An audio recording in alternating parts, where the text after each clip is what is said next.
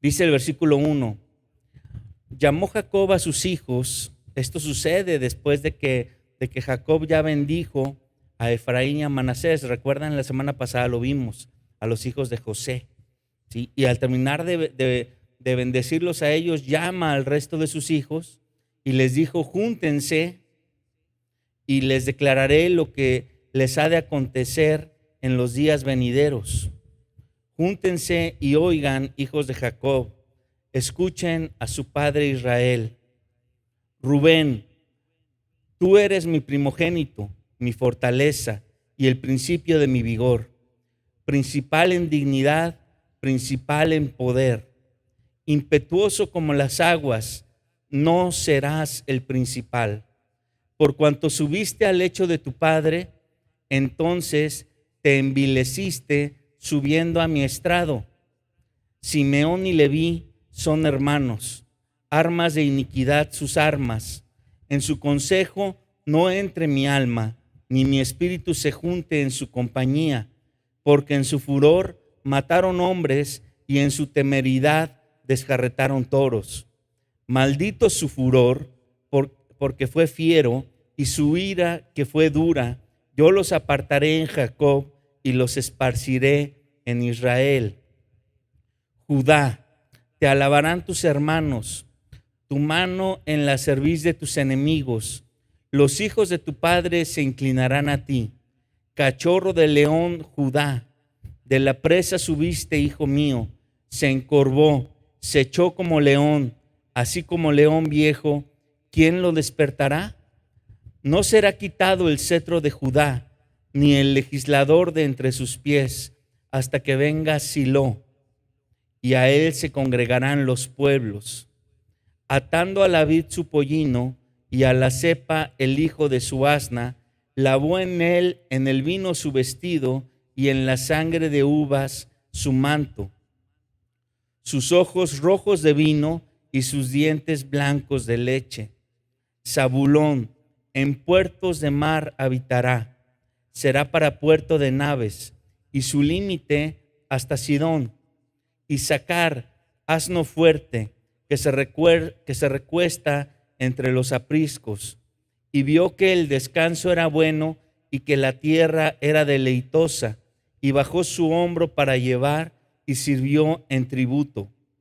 Dan juzgará a su pueblo como una de las tribus de Israel. Será Dan serpiente junto al camino, víbora junto a la senda, que muerde los talones del caballo y hace caer hacia atrás al jinete. Tu salvación esperé, oh Jehová. Gad, en ejército lo acometerá, mas él acometerá al fin. El pan de hacer será substancioso, y él dará deleites al rey. Neftalí, sierva suelta, que pronunciará dichos hermosos. Rama fructífera es José, rama fructífera junto a la fuente, cuyos vástagos se extienden sobre el muro. Le causaron amargura, le asatearon y le aborrecieron los arqueros, mas su arco se mantuvo poderoso y los brazos de sus manos se fortalecieron por las manos del fuerte de Jacob, por el nombre del pastor, la roca de Israel, por el nombre de tu Padre, el cual te ayudará, por el Dios de tu Padre, el cual te ayudará, por el Dios omnipotente, el cual te bendecirá, con bendiciones de los cielos arriba, con bendiciones del abismo que está abajo, con bendiciones de los pechos y del vientre. Las bendiciones de tu Padre fueron mayores que las bendiciones de mis progenitores. Hasta el término de los collados eternos serán sobre la cabeza de José y sobre la frente del que fue apartado de entre sus hermanos. Benjamín es lobo arrebatador.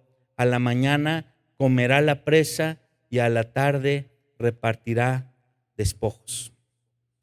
Acabamos de leer 27 versículos que si tomamos tiempo, ahorita yo lo leí aproximadamente en 2 minutos y medio, 3 minutos. Traté de leerlos con las pausas que supongo que haría Jacob. seguramente al momento de que Jacob se lo está diciendo a sus hijos, lo está diciendo con más pausa, ¿sí? Lo está diciendo tal vez con más, sentenciando un poquito más cada uno de los momentos y pausando cada uno de sus hijos. Seguramente no lo está diciendo de forma lejana, sino los está haciendo pasar, y cada vez que los hace pasar, así como hizo pasar a los hijos de José y puso su mano sobre ellos, él les está diciendo estas palabras cada vez que pone la mano sobre ellos para poder bendecirlos. Pero ustedes si ven su Biblia, el título en la mayoría de las Biblias aparece como profecía de Jacob acerca de sus hijos. Y realmente no es un mal título, porque los primeros 2 versículos que acabamos de leer hablan de que el mismo Jacob le dice a sus hijos: vengan, júntense y les voy a declarar lo que les va a acontecer en el futuro. Es lo que dice el versículo 1. Y el versículo 2 dice: júntense y oigan, hijos de Jacob, escuchen a su padre Israel, ¿sí? Y hace una referencia muy clara, muy específica, a que todo esto tiene que ver con un futuro que Israel está por declararle a sus hijos. Ahora, ¿en qué momento un hombre que, según estábamos diciendo de él hace apenas 2 semanas, un hombre que había estado viviendo en una inestabilidad emocional, en una inestabilidad espiritual, se convierte en alguien que puede saber lo que Dios tiene para cada uno de sus hijos, que no eran pocos, ¿sí? Yo puedo concluir una cosa. Al llegar Jacob, Israel, a Egipto a sus 130 años y empezar a vivir en Egipto, obviamente vimos todavía hasta su año 147, pasaron 17 años según lo que vimos. En esos últimos 17 años, Jacob está reconciliado con Dios porque recuperó a José.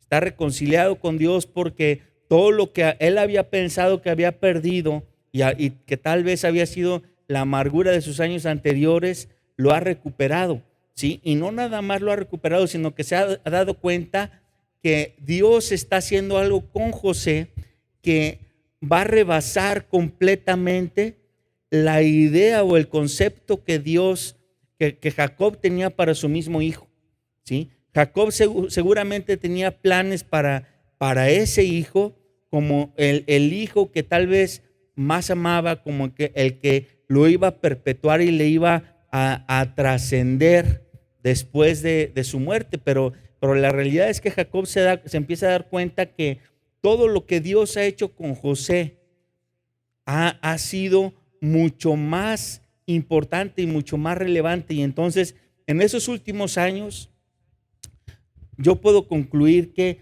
Jacob retoma su relación con Dios de una forma mucho más profunda, tan profundamente que sin ningún tipo de duda es capaz de decirle a sus hijos en sus últimas palabras, en su último día de vida, les dice: vengan, porque yo les voy a decir qué va a pasar con ustedes en el futuro. Así tal cual, ¿sí? Y solamente quiero hacer alguna breve definición de lo que es profecía, de lo que es la profecía para Dios, lo que es para nosotros la profecía, para que nos quede claro, ¿no? ¿Sí? Lo que nosotros llamamos profecía, nosotros usamos la palabra profecía porque esa palabra es como un vínculo entre las palabras de Dios para el hombre, ¿sí? Pero realmente lo que nosotros llamamos profecía para Dios es simplemente decir lo que va a suceder en el futuro. ¿Por qué Dios puede decir lo que va a suceder en el futuro? Porque según lo que dijimos la semana pasada, Dios tiene entre una de sus características la omnisciencia. Él sabe todo acerca de todos, ¿sí? Y la omnisciencia le permite saber lo que va a pasar en el futuro, ¿sí? Su omnisciencia le permite saber simplemente lo que va a pasar, y Él puede decirle a cualquiera, inclusive a la tierra, lo que va a pasar en su futuro. Pero también, por otro lado, ese mismo Dios que tenemos es tan poderoso que sus mismas palabras, al mencionarse, son capaces de crear un futuro diferente al cual pudiera a lo mejor desviar alguna regla. Por ejemplo, hablando de la creación, nosotros vimos en el principio que cuando Dios creó los cielos y la tierra, y decirlo, al hacerlo con sus palabras, Él dictó las leyes de la física. ¿Recuerdan que lo dijimos? Él dicta todas las leyes de la física que mantienen la tierra funcionando como tal, ¿sí? Pero, por ejemplo, en la Biblia vemos algunos milagros que van contra la física, ¿sí? Y uno de ellos tiene que ver con la Biblia dice que hubo un día en que se detuvo completamente la tierra en su rotación, ¿sí? Y que pues prácticamente todos estuvieron 24 horas, un día completo, sin ver nuevamente la noche y el día. Sí, se detuvo completamente la tierra, y esto lo hace Dios proféticamente. Le dice a una persona: di estas palabras, y eso sucede. ¿Cómo es que Dios puede hacer algo?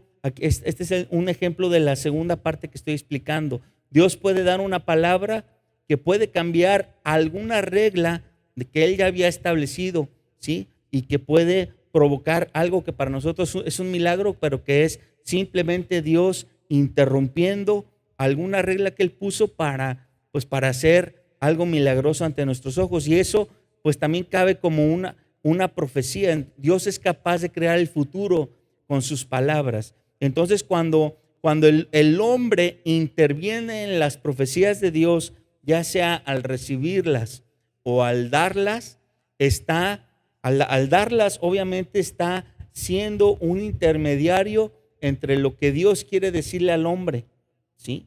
Ya sea como palabras que Dios ya sabe que van a suceder, o como palabras que se van a convertir en algún milagro que pudiera romper alguna ley espiritual, como acabo de explicar. Entonces, esto es bien interesante porque ya vemos desde el libro de Génesis que el concepto de profecía está en el libro de Génesis. Y no es algo aislado solamente de los libros proféticos, por ejemplo, ¿sí? Sino está desde el libro de Génesis. Y ahora sí vamos a regresarnos al versículo, desde el versículo 3, porque ya explicamos lo que fue el versículo 1 y 2. Versículo 3, Israel empieza a dar la bendición, profecía a su primogénito, que es Rubén, y le dice: Rubén, tú eres mi primogénito, mi fortaleza y el principio de mi vigor, principal en dignidad, principal en poder. Sí, realmente Rubén era el primogénito, debía haber sido la dignidad y el poder, debía haber sido la fortaleza y el principio del vigor. Pero el versículo 4 nos dice qué pasó o qué pasa con Rubén. Dice: impetuoso como las aguas, no serás el principal. Para quien le guste subrayar, subrayen por favor este enunciado que dice: impetuoso como las aguas, no serás el principal. Por cuanto subiste al lecho de tu padre, entonces te envileciste subiendo a mi estrado. ¿Por qué subrayamos eso de impetuoso No serás el principal, porque cuando aquí en la Biblia estamos viendo esa palabra impetuoso, es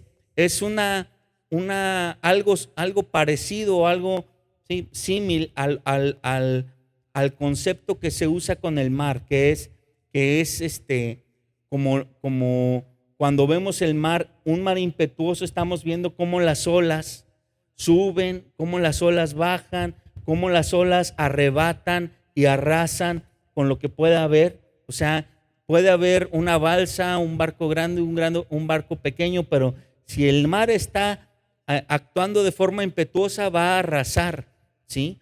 Y aquí muy claramente en el versículo que les dije que subrayáramos, queda muy claro cuando su padre le dice a Rubén que no va a ser el principal. La razón es que eres impetuoso como las aguas.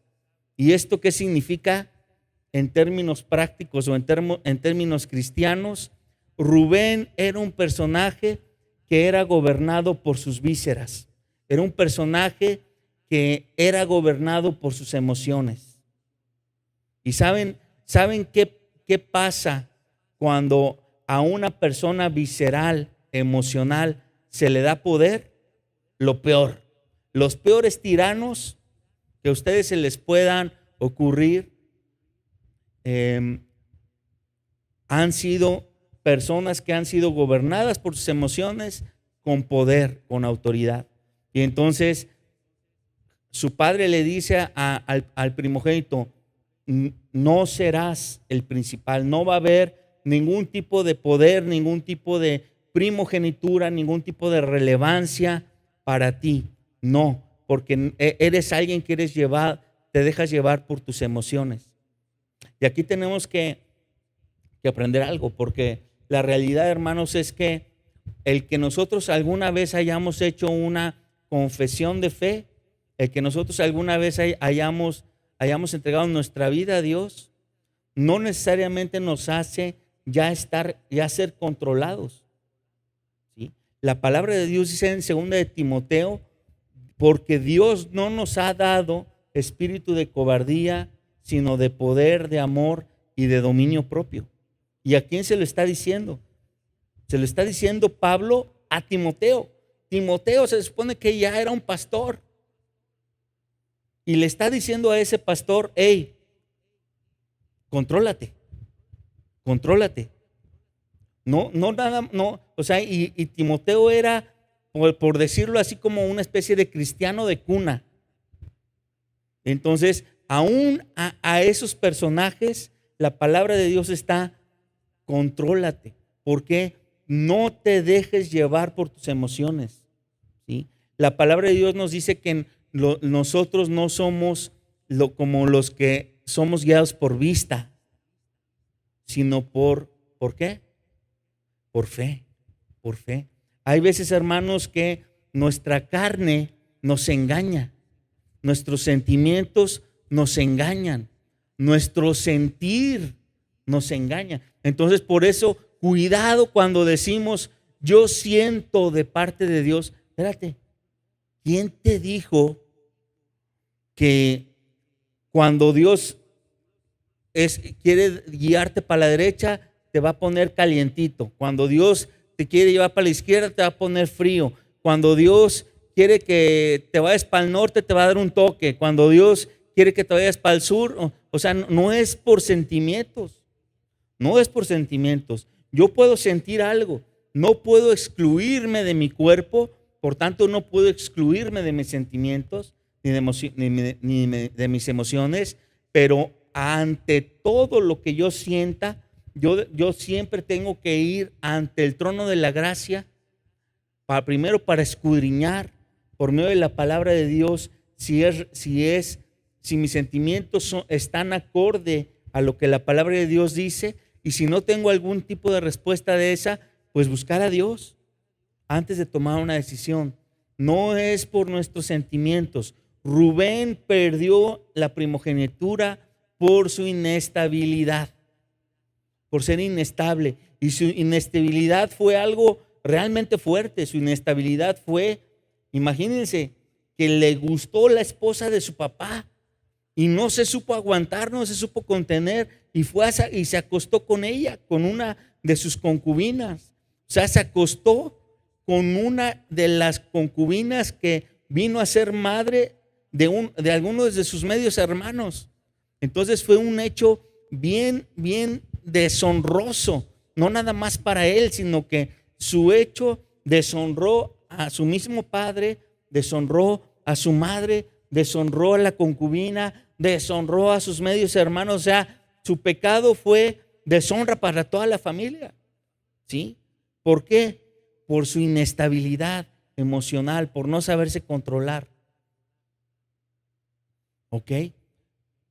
Qué impresionante que el pasado que Dios y Jacob, Israel, le están recordando a Rubén, porque le están recordando lo que hizo, sea algo que lleve a consecuencias no 50 ni 100, sino miles de años después para la tribu de Rubén. ¿Sí? La tribu de Rubén de esa tribu, nunca salió ni un profeta, ni un rey, nadie que tuviera, ni un juez, o sea, nadie que tuviera algún rastro de autoridad en la Biblia salió de la tribu de Rubén. Y la palabra de Israel se cumple. En todo el futuro bíblico se cumple esa palabra. No serás el principal. Le está diciendo, no tendrás autoridad. No, por cuanto te envileciste, por cuanto te dejaste llevar por tus ímpetus. Impresionante, ¿verdad? Seguimos. Versículo 5. Simeón y Leví, dice, Simeón y Leví son hermanos. Estos como que vienen en paquete. La palabra que viene en paquete para los dos. Dice, son hermanos, armas de maldad son sus armas. En su consejo no entre mi alma, ni mi espíritu se junte en su compañía. Imagínense que esto le está diciendo Dios y que diga, mi espíritu no se va a juntar contigo. Está difícil esa palabra, ¿no? Dice, porque en su furor mataron hombres y en su temeridad desjarretaron toros. Dice, en su furor, subrayemos eso, si gustan, en su furor, que la palabra furor significa ira desmedida. En su furor mataron hombres y en su temeridad desjarretaron toros. Maldito sea su furor, que fue fiero, y su ira, que fue dura. Yo los apartaré en Jacob y los esparciré en Israel. Entonces, está muy claro que todo lo que hay en esta palabra es a causa del furor, a causa de lo que hiciste, a causa de tu maldad, de las armas de tu maldad, yo los esparciré.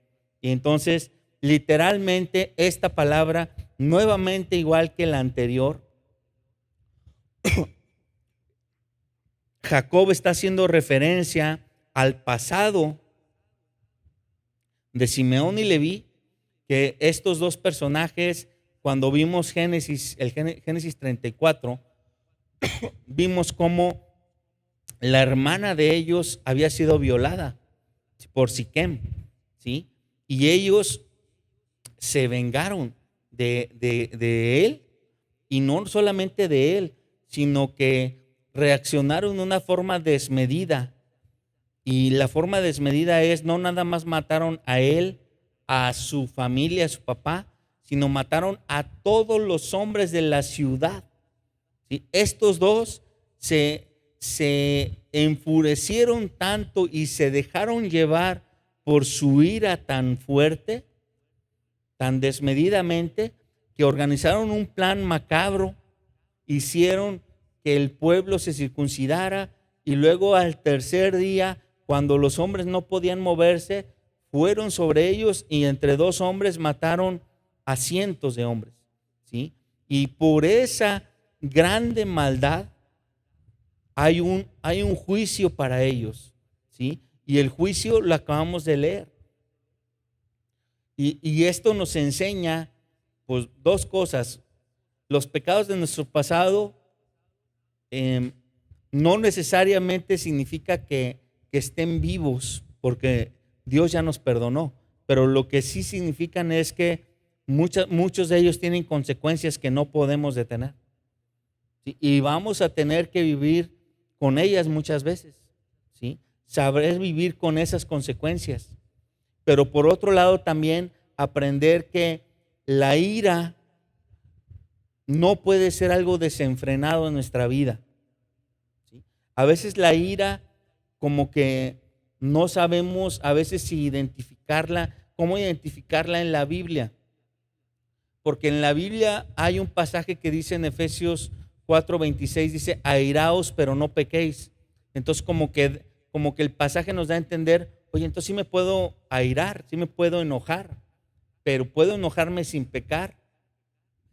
Pero hay otro pasaje que dice, desecha toda amargura, enojo, ira, y esa está en Efesios 4:31. O sea, ahí mismo en ese pasaje en Efesios se menciona 2 veces la ira, primero como algo que puedes tener pero no pecar, y luego sigue todo el pasaje y Pablo empieza a hablar de todo los pecados que tenemos que desechar y menciona la ira. Entonces, ¿qué es la ira en sí?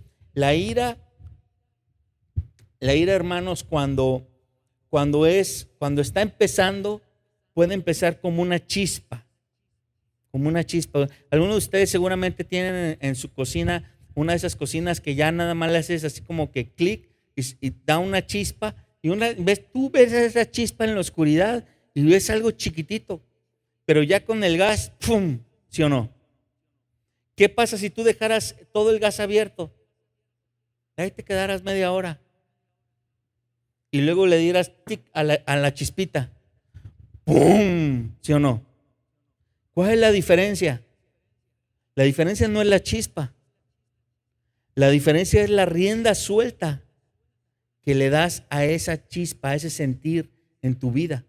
Porque cuando tú le das rienda suelta a eso, se va convirtiendo en algo más grande, más grande, más grande, más grande, más grande, hasta que es imposible que lo contengas. Y entonces, cuando la ira ya se convierte en empezar a responder, a dañar, ya estás pecando, ¿sí? Y cuando la ira reacciona de forma desmedida, ya es furor. Entonces ahí vemos como 3 niveles, ¿no?, de la ira. La ira, cuando es una chispita, tú ahí la puedes controlar, no abres el gas, tú ahí la controlas y dices, ahí está la ira, me quiero olvidar, no quiero que crezca, yo la controlo, ¿sí? Ojalá haya sido explícito con la explicación. Pero la realidad es que estos dos personajes, Simeón y Leví, tenían la mecha corta o tenían el gas abierto, ¿no? Y entonces hay un juicio para ellos. Dice Jacob, yo los esparciré, yo los apartaré, y luego dice, yo los esparciré, ¿sí? Y entonces hay una profecía para los dos. Aquí lo relevante es que la profecía, a pesar de que es la misma para los dos, se cumple diferente. En uno, que es en Simeón, esta profecía se convierte como cuando uno ve el territorio que fue asignado a Simeón, ese territorio fue como que encapsulado en medio de Judá. Entonces, la tribu de Simeón quedó como envuelta entre la tribu de Judá, y poco a poco se fueron haciendo más pequeños, más pequeños, más pequeños. Fueron esparcidos de esa forma, o sea, fueron empequeñecidos de esa forma. Y la tribu de Leví fue esparcida de otra forma. A la tribu de Leví no se le asignó un territorio, pero lo que se le dio fue la encomienda de habitar en ciudades, diversas ciudades del territorio, y esas diversas ciudades eran ciudades levíticas, y se les dio a ellos la encomienda de enseñar la palabra de Dios, la encomienda de servir a Dios desde esas ciudades, ¿sí? Pero prácticamente como tribu fueron completamente esparcidos. Nunca se veían pues más de 100 levitas en un mismo lugar, ¿no? Porque era, bueno, si acaso a lo mejor en lo que era el templo, ya cuando fue construido, ¿no? Pero más allá de eso, en el resto de ciudades, se convirtió en una tribu que fue completamente esparcida de esa forma. Y ese fue su, pues, lo que lo originó.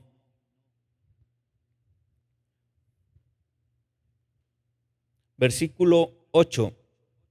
Dice Judá: te alabarán tus hermanos.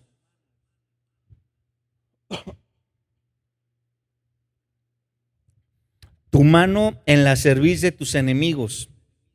Los hijos de tu padre se inclinarán a ti, cachorro de león, Judá. De la presa subiste, hijo mío, se encorvó, se echó como león, así como león viejo, ¿quién lo despertará? Y entonces hasta ahí nos detenemos con Judá, aunque va a seguir diciendo más cosas de Judá, pero aquí vemos lo primero que dice de Judá. De Judá hay palabras buenas para Judá en el futuro. Dice: tu mano en la cerviz de tus enemigos. ¿Qué significa eso? Alguien cuando tiene a un enemigo y puede poner su mano en su cerviz, es como tengo dominado a mi enemigo, ¿sí? Eso es lo que significa tu mano en la cerviz de tus enemigos. Tú dominarás a tus enemigos. Dice: los hijos de tu padre se inclinarán a ti. Ahí está una segunda cosa. De todas las tribus, en algún momento se inclinarán a alguien que saldrá de ti en representación tuya, pero todos se van a inclinar. Y luego dice: cachorro de león, Judá. Hace una similitud de Judá como un león. De hecho, en el Antiguo Testamento hay varias partes donde se menciona el león de Judá. ¿Quién es el león de Judá? ¿Quién es el león? Nuestro Salvador, ¿sí? De hecho, originalmente se lo decían a Jehová, el león de Judá, el que nos defiende, pero a final de cuentas también sobreentendemos que es nuestro Salvador, ¿no? De ahí se hace mención a que Judá sea como un león, y el león pues es el rey de las bestias, por lo menos de aquella zona geográfica, todo lo que es el Asia meridional, Asia occidental y el norte de África, pues para toda esa geografía, el león era el rey de las bestias, ¿no? Y dice al final: ¿quién lo despertará? O sea, imagínate, si quien seas tú, nadie va y despierta al león, ¿no? Ni en los chistes del changuito, ¿no? Nadie va y despierta al león. ¿Por qué? Porque ya saben lo que va a pasar. Dice: no será quitado, versículo 10, no será quitado el cetro de Judá, ni el legislador de entre sus pies. Entonces aquí otra faceta de la profecía para Judá, ¿sí? La segunda faceta tiene que ver con que dice: no será quitado el cetro. O sea, de Judá van a salir los reyes de la nación. Los reyes de la nación Israel, en un futuro que van a pasar 600 años, más o menos 600 y tantos, van a salir de esta tribu, de la tribu de Judá. Dice: ni el legislador de entre tus pies. Cuando acabaron de haber reyes, cuando acabó la época de reyes, empezó ese pueblo o esa nación empezó a gobernarse por medio de legisladores cuando regresaron de Babilonia, ¿sí? Hubo reyes y luego cuando entraron los griegos y gobernaron toda esa zona, empezó a haber legisladores. Entonces es bien relevante ver en este versículo 10 un fragmento. En este versículo vemos cómo hay mucha luz de lo que va a pasar en 2000 años a futuro. Dice, habla del gobierno y luego habla ni legisladores. Cuando acaben los reyes de haber, los legisladores van a seguir saliendo de Judá. Y luego dice, hasta que venga Silo, o Silo más bien. ¿Qué es Silo? Silo es un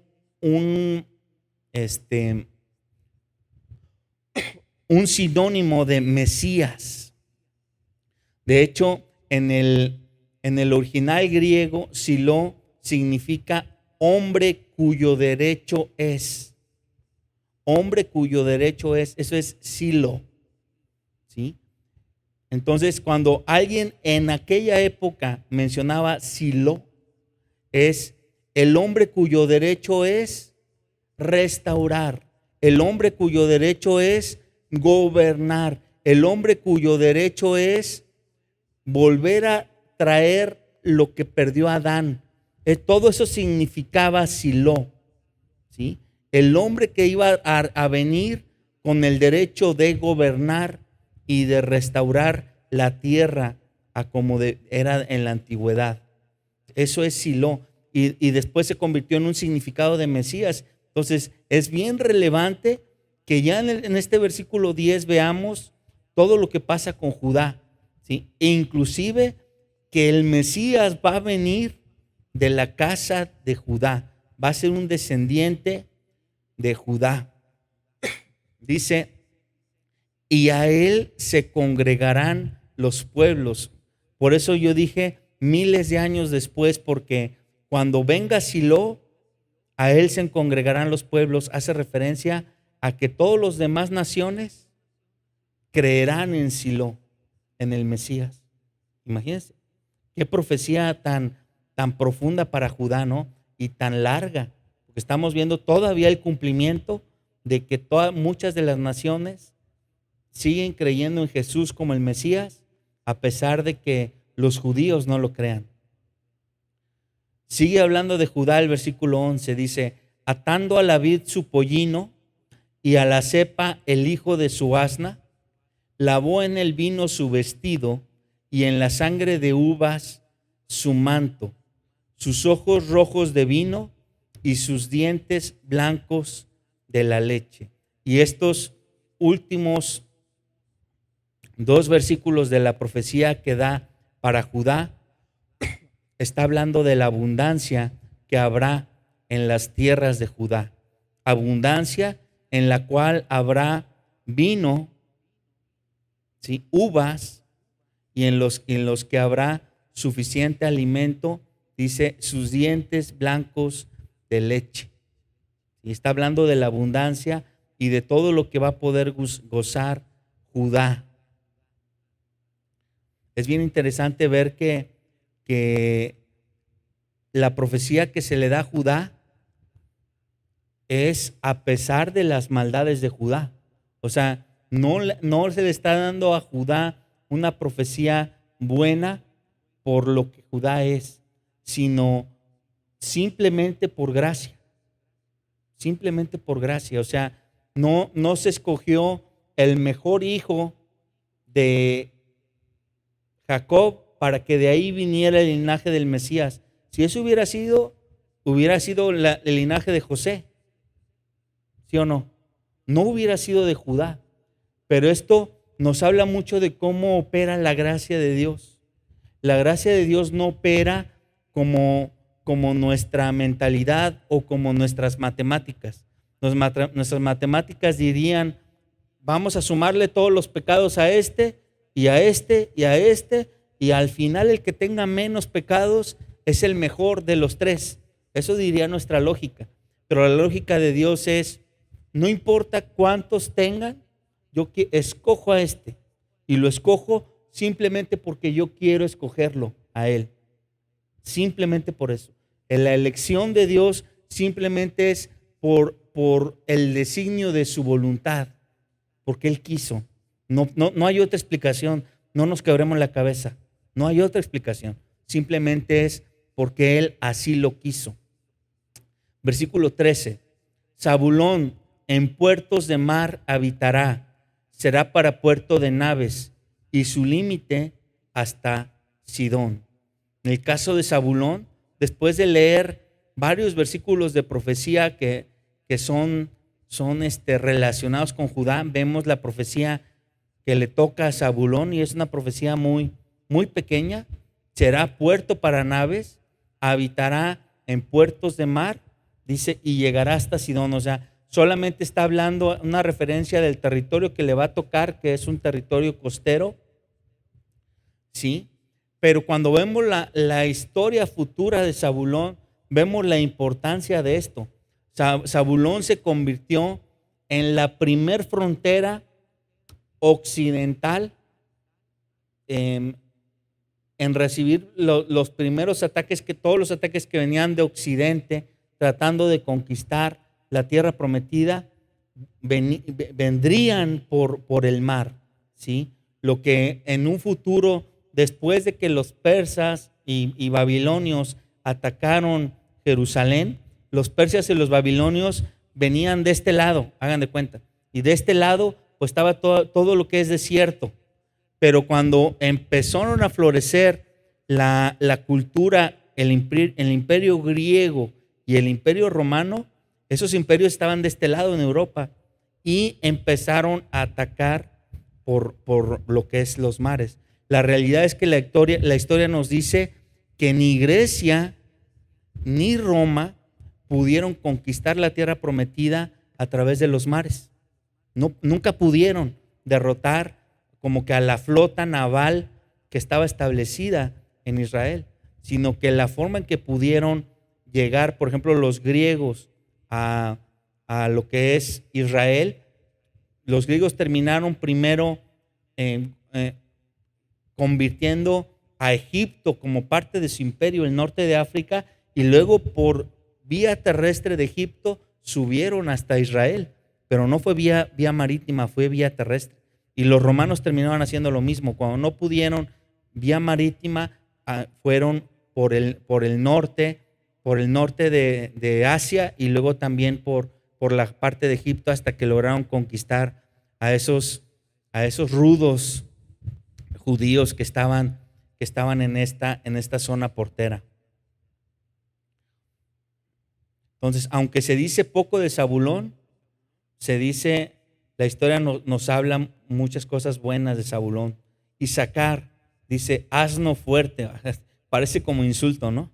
Para nosotros en la actualidad. Pero en aquella época, que le dijeras a alguien asno fuerte, la palabra asno no era sinónimo de burro, de tonto, no era sinónimo de eso, sino sinónimo de trabajo, de trabajador. Entonces, cuando se le dice a Isaacar asno fuerte, le está diciendo, su papá le está diciendo, tú eres el más trabajador de mis hijos, ¿sí? Y eres tan trabajador, tan fuerte, que al contrario de lo que debería ser, dice que se recuesta en los apriscos.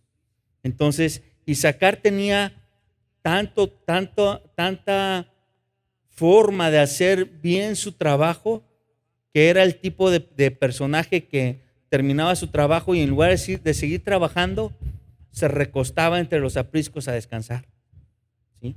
Dice, vio que el descanso era bueno y que la tierra era deleitosa, y bajó su hombro para llevar y sirvió en tributo. Entonces, algo que se menciona de Isaacar es, eres muy trabajador, eres muy bueno para hacer lo que quieres hacer, pero tienes un gran pero. El gran pero es que eres alguien que te aburres y te duermes. Eres perezoso, ¿sí? Y al ser perezoso, alguien va a venir y va a quitarte lo que lograste en tu trabajo. va a quitarte lo que tendrías que disfrutar por tu trabajo, alguien va a venir y te lo va a quitar.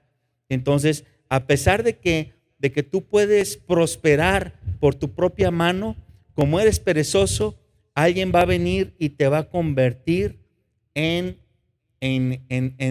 servidor. Y entonces por eso dice al final, dice que servirá en tributo. O sea, mucho de lo que gane con su trabajo lo va a tener que entregar. Y es lo que terminó pasando con Isaacar. Isaacar estaba en la frontera de lo que fue un territorio que a ciencia cierta nunca fue al 100% derrotado, que es el territorio de los filisteos. Cuando en esa frontera que le tocó a Saúl, le tocó a David, le tocó a Salomón luchar, y después de ellos vinieron reyes que siguieron luchando con esa franja al sur de su territorio, que era la frontera con los filisteos. Esa franja siempre era una parte dominada por los hebreos y luego 50 años después ahora dominada por los filisteos. En esa franja es donde estaba Isaacar. Entonces se convirtieron en tributarios muy fácilmente. Versículo 16 dice: Dan juzgará a su pueblo como una de las tribus de Israel.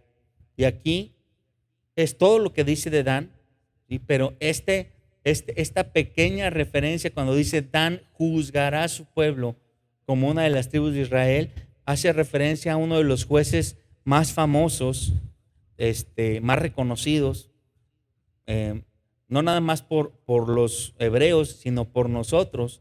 En el libro de Jueces está Sansón. Yo creo que es de las historias y de los jueces que, a pesar de que no seas cristiano o no hayas leído nunca la Biblia, la gente conoce la historia de Sansón, se la conocen porque llegó a trascender, ¿sí? Y entonces Sansón era de la tribu de Dan, ¿sí? Dice: Dan juzgará a su pueblo como una de las tribus de Israel. Y es todo lo que se dice de Dan, ¿sí? Y luego dice, más bien lo único bueno, y luego dice: Dan será serpiente junto al camino, víbora junto a la senda, que muerde los talones del caballo y hace caer hacia atrás al jinete. Y entonces aquí ya nos está hablando algo malo de Dan. ¿Sí? Dice: será serpiente junto al camino. Cuando tú ves una serpiente en foto o en el suelo, ¿cómo la ves? Nunca vas a ver una víbora o una serpiente completamente derecha, como si fuera un palo. Siempre la vas a ver así, ¿sí o no? Ya sea así o así. Pero realmente esta forma de la serpiente es una forma como o un símbolo de inestabilidad, ¿sí? Inestabilidad. Y la tribu de Dan era la más inestable de todas. Era de hecho fue la tribu de donde vino primordialmente la idolatría, de esta tribu, de la tribu de Dan, ¿sí? Eran los más inestables en los caminos de Dios, y de esta tribu se desprendió la fuerte idolatría. Era gente que, por más que eran visitados por profetas, por más que eran reprendidos por reyes, era gente que no entendía y no entendía, inestables espiritualmente, ¿sí? Y esta vista que estamos viendo, de que se le menciona como serpiente o como víbora, habla de esa inestabilidad. Y cuando dice que muerde los talones del caballo, está hablando de que esa inestabilidad prácticamente lo que va a hacer es quitarle la fuerza a toda la nación. Va a quitarle todo lo que la hace avanzar, ¿sí? Y luego se hace una pausa. Jacob hace una pausa antes de seguir con su siguiente hijo y dice: tu salvación esperé, oh Jehová. ¿Sí? Y parece como casual esta pausa, pero no es casual. Cuando Jacob está diciendo esta frase, tu salvación esperé, oh Jehová. Lo está diciendo en hebreo. ¿Y saben cómo se dice salvación en hebreo? Yeshua. Yeshua.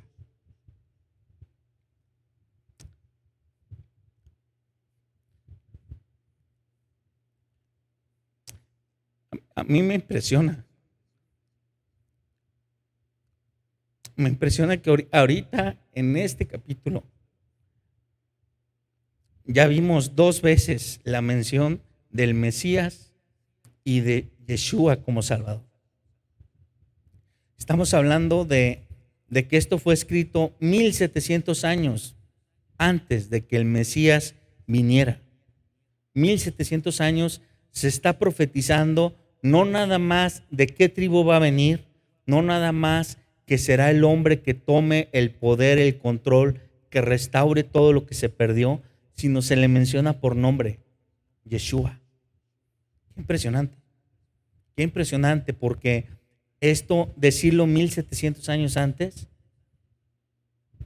es matemáticamente es imposible. No dan las cuentas como para que esto, si no fuera por el Espíritu de Dios, ocurriera tal cual.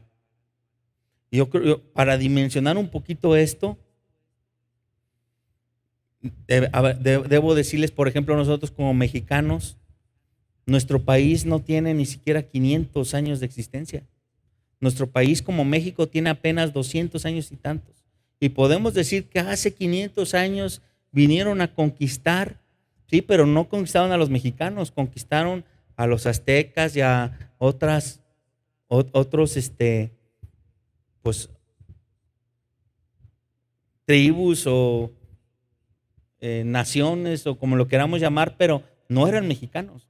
Y los aztecas, los tenochcas, los mayas, todos los que existían hace 500 años en el territorio donde estamos, hace 1500 años no existían.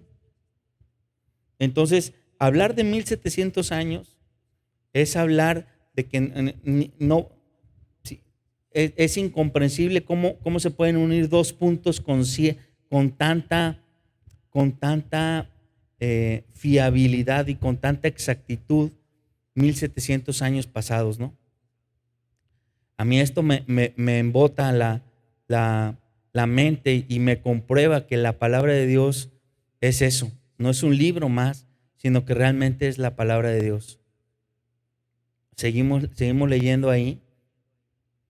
Dice 19, Gad, ejército lo acometerá, mas él acometerá al fin. Y aquí está haciendo referencia de cómo iba a ser la naturaleza de esta tribu.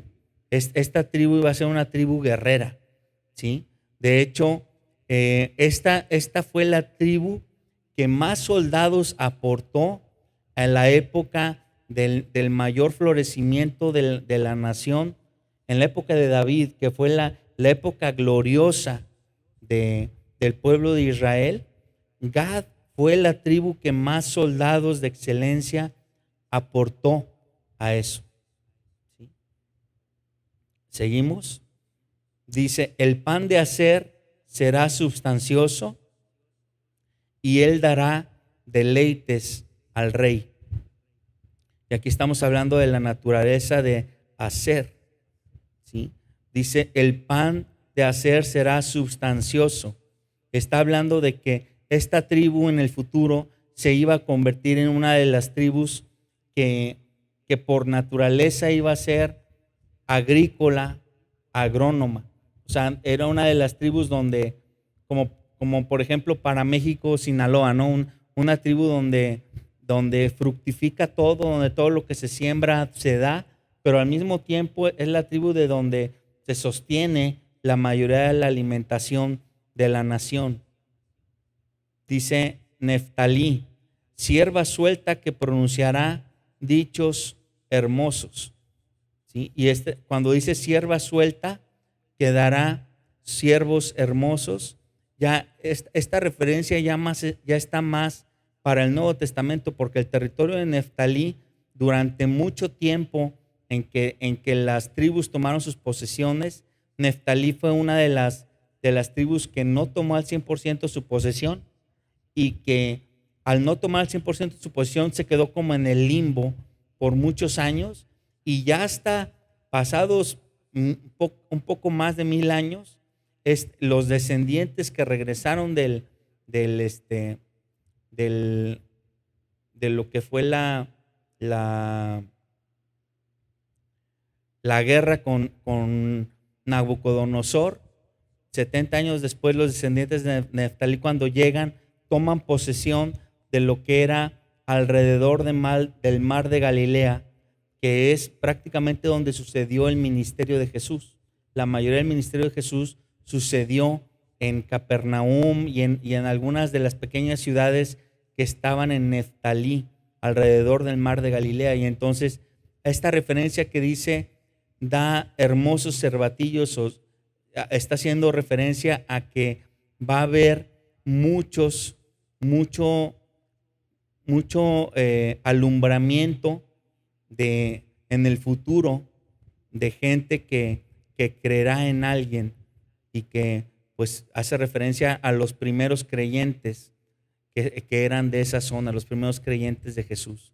Y luego se regresa a José. José dice, versículo 22, rama fructífera es José, rama fructífera junto a una fuente, cuyos vástagos se extienden sobre el muro. Le causaron amargura, le asatearon y le aborrecieron los arqueros. Mas su arco se mantuvo poderoso y los brazos de sus manos se fortalecieron. Por las manos del fuerte de Jacob, por el nombre del pastor, la roca de Israel, por el Dios de tu padre, el cual te ayudará, por el Dios omnipotente, el cual te bendecirá. Y ahí me detengo porque al leer esto, vuelvo a concluir nuevamente lo que dije al principio. Los 17 años que ha estado orando Jacob, que ha estado meditando y teniendo comunión con Dios Jacob, sus últimos años de vida, le han permitido conocer a Dios, al Dios que está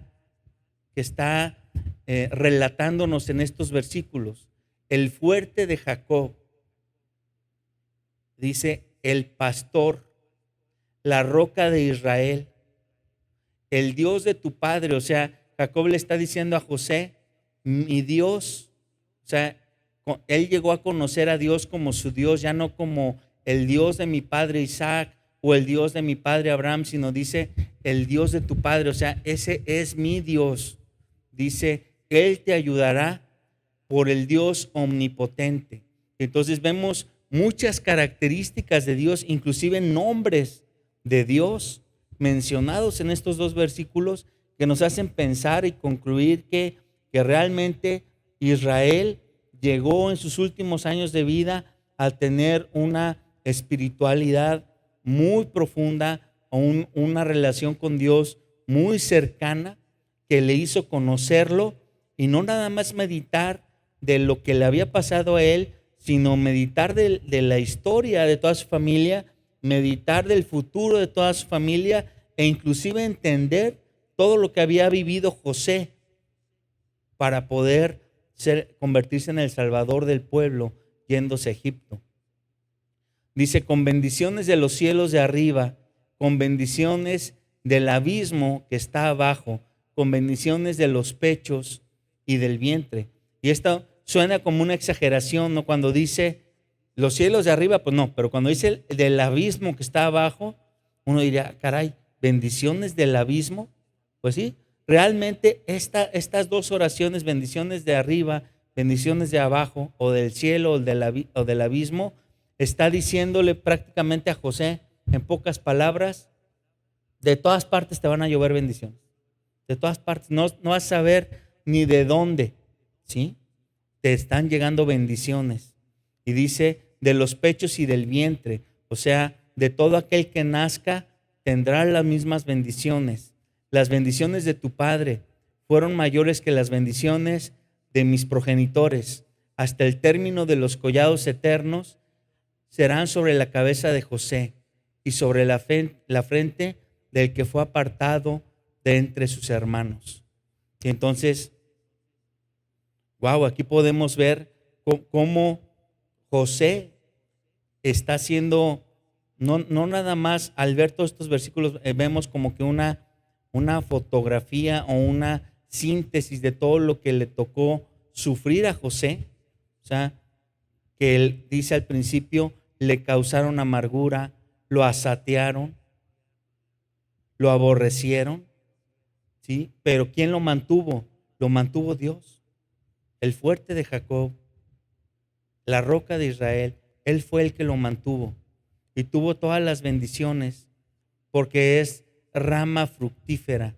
Al principio dice eso, rama fructífera es José, rama fructífera junto a una fuente. Y entonces esas dos primeros enunciados de rama fructífera y luego rama fructífera junto a una fuente es como cuando tú tienes un tipo de árbol que tienes a lo mejor la pura rama, pero que tú eres capaz de volver a injertar esa ramita cerca de un río. ¿Qué es lo que va a pasar con esa ramita? Va a seguir reverdeciendo y se va a volver a convertir en un árbol frondoso que lleve mucho fruto, que de hecho es lo que dice el Salmo número 1, ¿no? Salmo número 1 hace referencia a que bienaventurado el varón que no anduvo en consejo de malos, ni en silla de escarnecedores se ha sentado. Es lo que dice Salmo número 1. Y ese Salmo número 1, si lo leyéramos todo, o si ahorita lo recitáramos todo, está hablándonos de una persona como José. Bienaventurado a alguien que se mantuvo siempre haciendo lo que tenía que hacer. ¿Sí? Dios lo va a bendecir de las formas de bendición que acabamos de decir. No, de todas partes le van a caer bendiciones. Nunca va a dejar de florecer alguien que tenga una forma de vivir como la de José. ¿Sí? Y aquí ya estamos terminando, porque creo que si algo tenemos que aprender de la vida de José, que ya estamos cerrando su vida, prácticamente la siguiente semana terminaremos el Génesis y terminaremos hablando de la muerte de Jacob y de José. Nos daremos cuenta que la vida de José fue fructífera, fue bendición. No nada más él fue bendición, sino fue capaz de ser bendición a todos los que lo rodearon, inclusive a sus hermanos que eran sus enemigos, fue bendición para ellos. ¿Sí? Vamos a ponernos de pie porque creo